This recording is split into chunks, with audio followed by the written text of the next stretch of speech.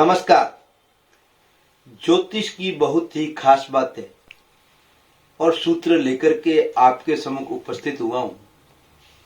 उससे पहले एक मंत्रों का दृष्टांत। एक बार स्वामी विवेकानंद अपने प्रवचन में ईश्वर के नाम की महत्ता बता रहे थे और उनके इर्द गिर्द अनेक भक्तजन थे। सभी ध्यान से उनकी बातें सुन रहे थे।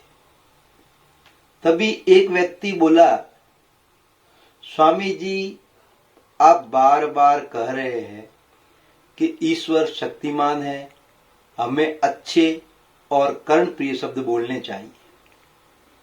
ऐसे शब्द साक्षात ईश्वर तक पहुंचते हैं और व्यक्ति के अंतर्मन में सुख शांति प्रदान करते हैं। आप बताएं कि शब्दों में क्या रखा है। यदि हम अच्छे शब्द नहीं बोलेंगे तो क्या ईश्वर नाराज हो जाएंगे? स्वामी जी बोले, ईश्वर तो दूर की बात है, अब शब्द के प्रयोग से मनुष्य भी नाराज हो जाता है। वह व्यक्ति बोला, मैं इस बात को नहीं मानता स्वामी जी। स्वामी जी उस व्यक्ति से बोले, आप अत्यंत मूर्ख, जाहिल और गवार और बेवकूफ व्यक्ति है। आपसे बड़ा मूर्ख व्यक्ति शायद ही इस पृथ्वी पर हो। आपको तो किसी भी काम की समझ भी नहीं है। आपका जीवन व्यर्थ है। स्वामी जी के मुंह से अचानक निकले ऐसे शब्द सुनकर वह व्यक्ति हैरान रह गया। वह दुखी स्वर में उनसे बोला, आप स्वयं को स्वामी कहते हैं, ऐसे शब्दों का प्रयोग करते हैं। आखिर आपने मुझ में ऐसी क्या कमी देखी जो मेरे लिए ऐसे शब्दों का प्रयोग कर रहे हैं? स्वामी जी बोले, मैं तो सिर्फ तुम्हारे प्रश्न का जवाब दिया है। तुम कह रहे थे कि शब्दों का भला क्या रखा है, फिर इन शब्दों से तुम्हें इतना आघात क्यों पहुंचा? स्वामी जी का जवाब सुनते ही वह अपनी भूल का एहसास हो गया। उसने क्षमा मांगते हुए कहा, स्वामी जी, आप सही कह रहे हैं, शब्दों का बहुत महत्व है। स्वामी जी बोले, शब्दों की अहमियत हमेशा याद रखनी चाहिए। बिना सोचे समझे बोले गए शब्द व्यक्ति को असंतुलित कर देते हैं। इसके विपरीत सोच समझकर बोले गए शब्द हमारे आसपास के माहौल को सकारात्मक बनाए रखते हैं। शब्द ही है जो सम्मोहन शक्ति जागृत कर देता है और यही शब्द अच्छे रिश्तों में विद्वेषण पैदा कर देता है।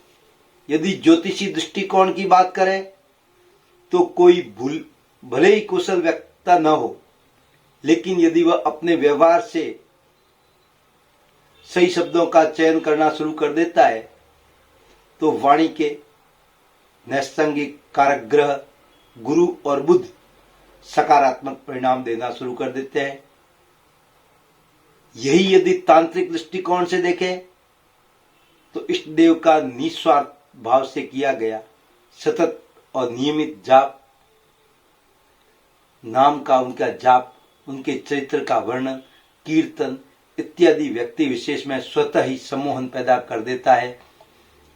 यानी कि मंत्रों की इतनी शक्ति है, मंत्र को बार बार जप किया जाए तो वह स्वतः ही परिणाम देने की। अब ज्योतिष की बातें करूं। किसी भी ग्रह की महादशा में उसी ग्रह की अंतर्दशा अनुकूल फल कभी नहीं देती। किसी भी ग्रह की महादशा में उस ग्रह की शुरुआत, उस ग्रह की अंतर्दशा आएगी, वह कभी भी अच्छा परिणाम नहीं देती।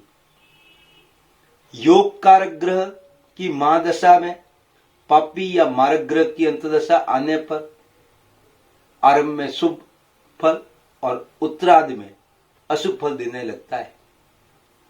अकारक ग्रह की महादशा में कारक ग्रह की अंतर्दशा आने पर आरंभ में अशुभ और उत्तरार्ध में शुभ फल की प्राप्ति होती है।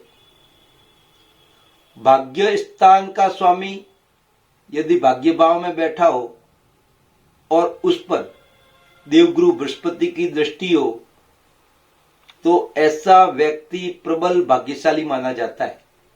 भाग्य स्थान का स्वामी यदि भाग्य भाव में बैठा हो, यानी कि अपने घर नम्मे घर में भाग्येश कहते हैं, उसके अंदर भाग्य स्थान का स्वामी बैठ जाए और गुरु की दृष्टि हो जाए तो वह व्यक्ति को जन्मते ही सब चीजें उपलब्ध होती है, सब सुख प्राप्त होता है। एक और बात, लगन का स्वामी सूर्य के साथ बैठकर विशेष अनुकूल रहता है। लगन जो भी हो सकता है, कोई भी, उसके स्वामी के साथ बैठने से वह विशेष फल देने वाले ग्रह बन जाता है। सूर्य के समीप कितने अंशों तक कोई ग्रह अस्त हो जाता है?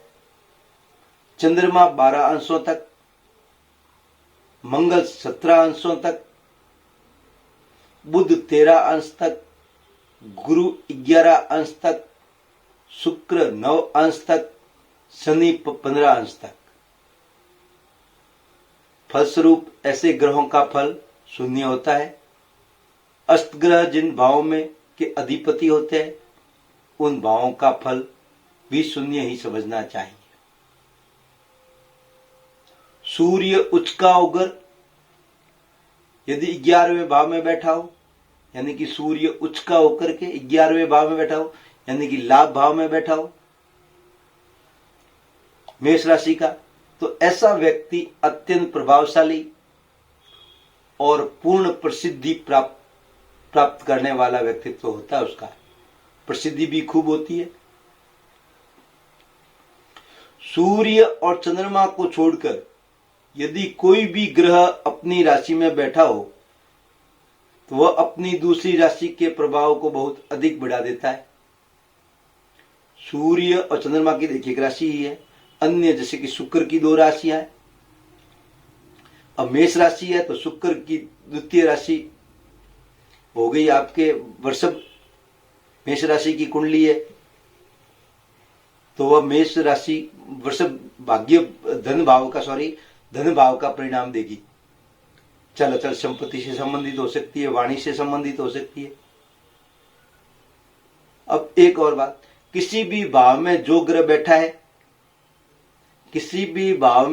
बैठा है, इसकी अपेक्षा जो ग्रह उस भाव को देख रहा होता है उसका प्रभाव ज्यादा रहता है। जिन भावों में शुभ ग्रह बैठे हों या जिन भावों पर शुभ ग्रहों की दृष्टि हो तो वे भाव शुभ फल देने में सहायक होते हैं।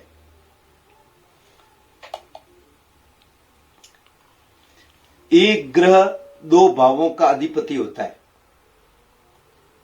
ऐसी स्थिति में वह ग्रह अपनी दशा में लगन से गिनने पर जो राशि पहले आएगी उसका वह फल प्रदान करेगी। एक ग्रह के 2 भावों के अधिपति शुक्र वृषभ और तुला राशि का अधिपति, देवगुरु बृहस्पति धनु राशि और मीन राशि का अधिपति। तो लगन से जो पहले आएगा, जो भी लगन हो सकता है, तो उसमें जो पहले आएगा, उस जो लगन से पहले वो राशि आएगी जो आपकी दशा चल रही है, तो उसमें से जो जिस भाव में बैठा है उससे संबंधित वो परिणाम दे देगा, आपको शुभ परिणाम देगा। दूसरी राशि आपके लगन में कहां बैठी है वो महत्व नहीं रखेगी, जितने ज्यादा ये रखेगी। 2 केंद्रों का स्वामी ग्रह यदि त्रिकोण के स्वामी के साथ बैठे हो तो उसे केंद्रत्व का दोष नहीं लगता। 2 केंद्रों का स्वामी ग्रह यदि त्रिकोण के स्वामी के साथ बैठ जाए तो उसे केंद्रत्व दोष नहीं लगता। त्रिकोण कौन सा? लगन, पंचम और भाग्येश, इन भावों में कहीं बैठ जाए तो उसका दोष नहीं लगता। सामान्य नियमों के अनुसार यदि कोई ग्रह 2 केंद्र भावों का स्वामी होता है वह अशुभ फल देने लग जाता है, चाहे वह जन्म कुंडली में कारक ग्रह ही क्यों न हो।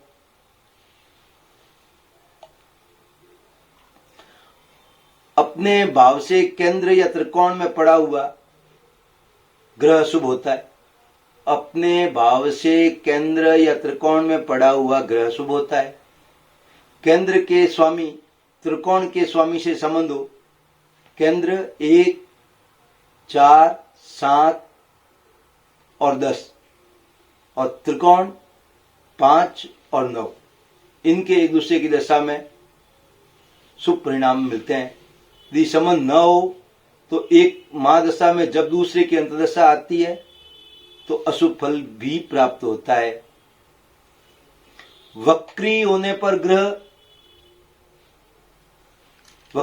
पर ग्रह अधिक बलवान हो जाता है और वह ग्रह जन्म कुंडली में जिस भाव का स्वामी है उस भाव में विशेष फल प्रदान करता है। एक और नियम, यदि भावाधिपति उच्च, मूल, त्रिकोण, स्वक्षेत्री, मित्र क्षेत्री हो तो शुभ फल करता है।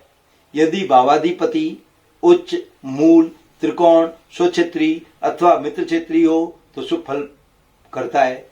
यदि केंद्र का स्वामी त्रिकोण में बैठा हो और त्रिकोण केंद्र में हो तो वह ग्रह अत्यंत ही श्रेष्ठ फल देने में समर्थ होता है। जन्म कुंडली में पहला, 5वां, 9वां भाव त्रिकोण स्थान कहलाते हैं, परंतु कोई ग्रह त्रिकोण में बैठकर केंद्र के स्वामी के साथ संबंध स्थापित करता है तो वह न्यून योग कारक ही माना जाता है। त्रिक स्थान 6, 8, 12 भाव त्रिक स्थान कहते हैं। यदि शुभ ग्रह बैठे हो तो त्रिक स्थान में शुभ फल देते हैं, परंतु स्वयं दूषित हो जाते हैं, अपनी शुभता खो देते हैं। यदि त्रिक स्थान में पाप ग्रह बैठे हो और त्रिक भावों को पाप युक्त बना देते हैं, पर वे ग्रह स्वयं शुभ रहते हैं और अपनी दशा में शुभ फल देते हैं। मैंने ये सूत्र बताए, अवश्य ही आपको पसंद आए होंगे। अब आपसे अनुमति लेता हूं अगले कार्यक्रम तक के लिए। नमस्कार, आशीर्वाद।